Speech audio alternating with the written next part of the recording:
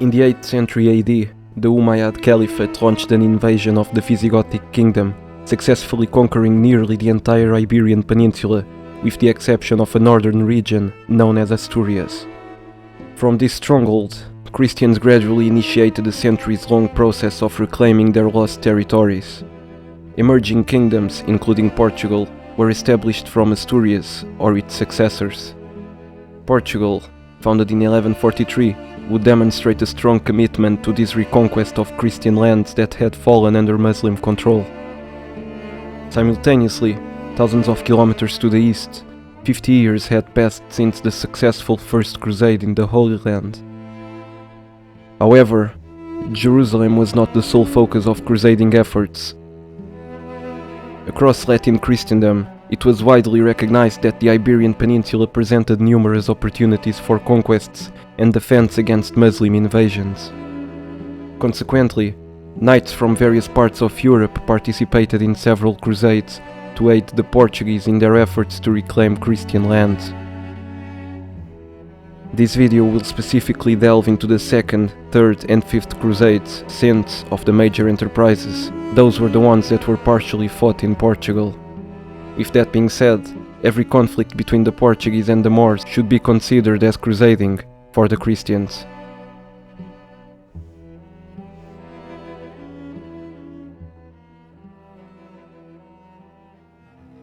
While the majority of Portuguese kings displayed significant commitment to the Reconquista, they welcomed any assistance they could garner. This led to the arrival of the first Christian military orders in Portugal, with several tracing their presence back to the time when the region was a county of the Kingdom of Leon and Castile. The Templars were the pioneers among these orders in Portugal. In the late 1120s, Countess Teresa of Portugal, the mother of the future country's first king, granted them their first European castle, the Castle of Sur. Over time, their presence expanded beyond the northern region of Portugal. From the 1140s onwards, they began to play a crucial role in defending the kingdom's southern borders. Another significant military order originating in the Holy Land that made an early entrance into Portugal were the Hospitallers. They assisted Count Henry, the father of the first king, in the Reconquista. However, it wasn't until the 1150s that their presence and contributions became more pronounced.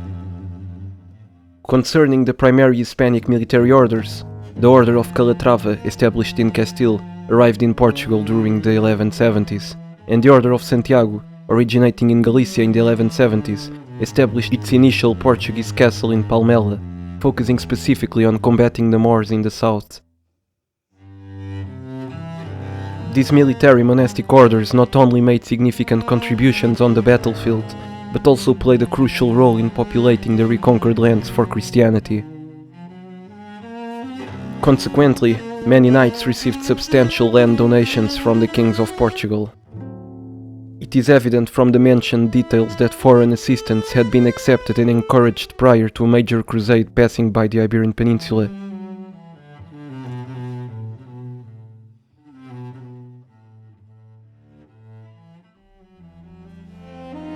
For European Crusaders to commit their lives to the cause, they needed assurance of a fully committed Portuguese monarch to crusade. This commitment was demonstrated by King Afonso I, who had already proven his prowess on the battlefield against the Moors, achieving a significant victory over the Almoravids at the Battle of Foric in 1139.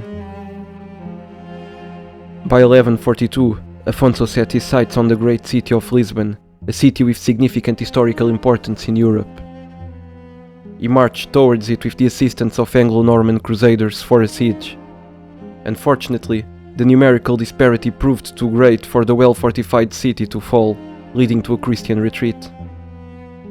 In 1145, Afonso found a solution when Pope Eugenius III in Rome called for the Second Crusade, with the bull Quantum Predecessores. 2 years later, a crusader fleet departed from Dartmouth and docked in the Portuguese city of Porto. There, Northern European Crusaders, primarily Flemish, German, English and Normans, heard a speech by the city's bishop, urging knights to help in the reconquest of Lisbon for Christianity. Many accepted the call and set sail to Muslim-controlled Lisbon. Meanwhile, King Afonso had just conquered Santarém from the Taif of Badajoz and awaited his Christian brethren on the outskirts of Lisbon. Although the Crusader army was sizable, numbering 13,000 soldiers, it was facing 15,000 Muslims within the city walls and a civilian population of 60,000. The Bishop of Porto attempted to convince the Muslims to surrender the city before military action. When they refused, the siege began on the 1st of July, with the suburbs quickly falling to the Crusaders. Subsequently, the walls were surrounded on all sides.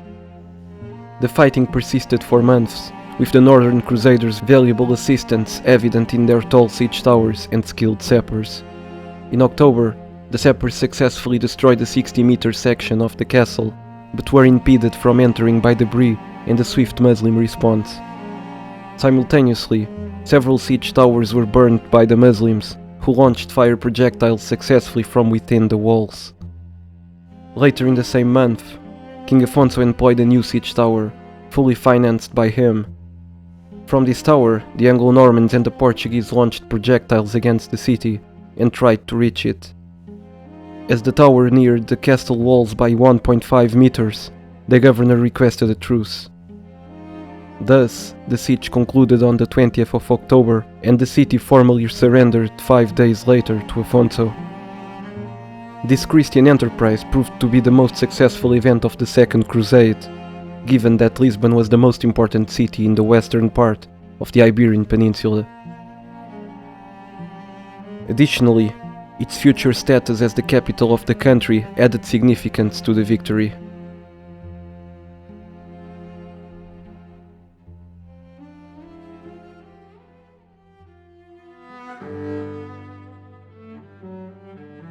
After the death of King Afonso I in 1185, 38 years following the conquest of Lisbon, his son, Sancho, ascended to the throne.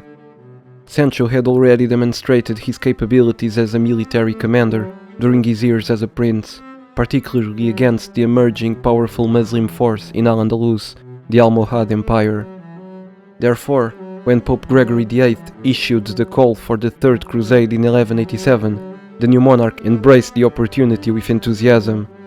In 1189, a contingent of Northern European Crusaders set sail from Brittany, with some docking in Muslim Algarve and the majority arriving in Lisbon.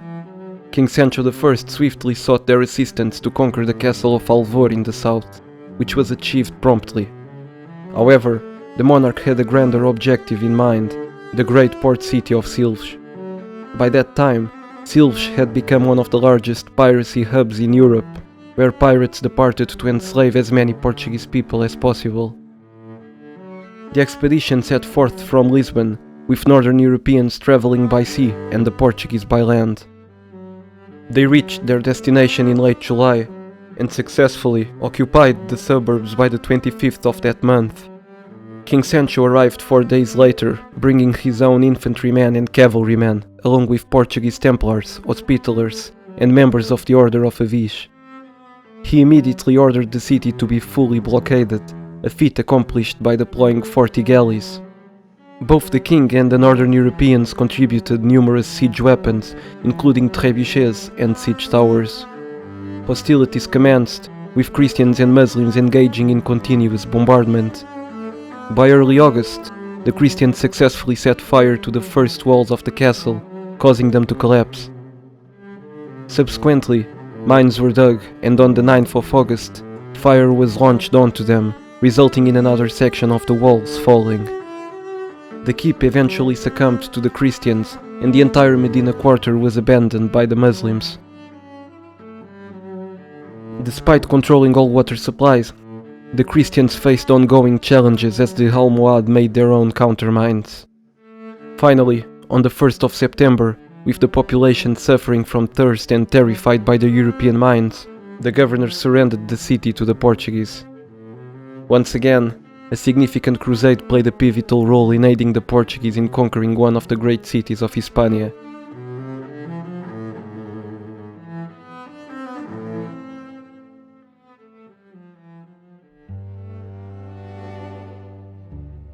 After the death of King Sancho I in 1211, he was succeeded by his son, Afonso II.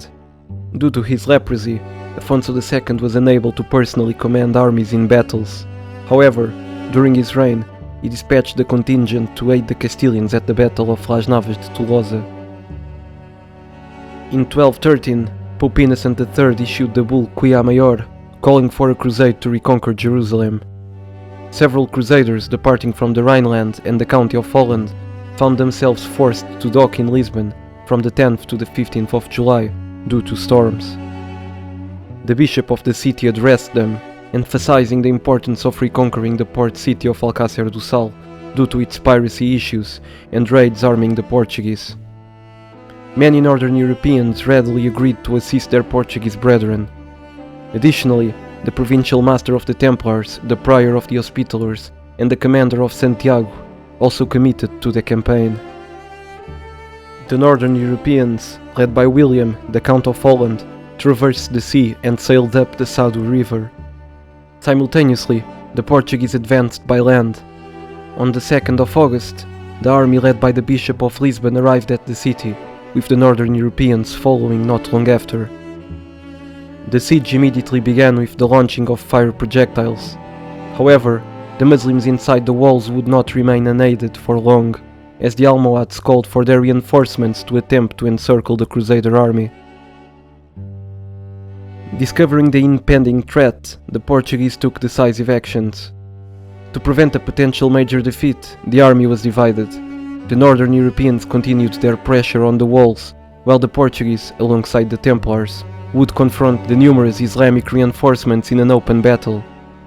On the morning of September 11, a few thousand Portuguese men and 15,000 Almohads clashed in a battle featuring enveloping maneuvers and a cavalry charge by the Templars, ultimately securing victory for the Latins. Nearly the entire Almohad army perished. With no additional assistance forthcoming for the besieged population, the governor finally surrendered the city to the Christians on the 18th of October. This decision was prompted by the sight of two siege towers already towering over the battlements, combined with the desperate conditions of the starving and thirsty populace.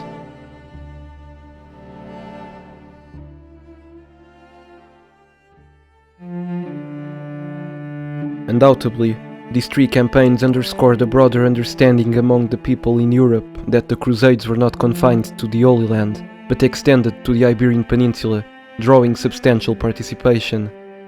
The impact of these endeavors was profound on the Kingdom of Portugal. Presently, Lisbon stands as the largest city in the country, while Alcácer do Sal never again succumbed to Islam. As for Silves, despite falling to the Almohads 2 years after the Third Crusade, it would be reclaimed for Christianity in 1242. Furthermore, these campaigns played a pivotal role in the settlement of newly conquered lands in Portugal, with numerous crusaders choosing to remain, establishing families, and contributing to the further settlement of the kingdom.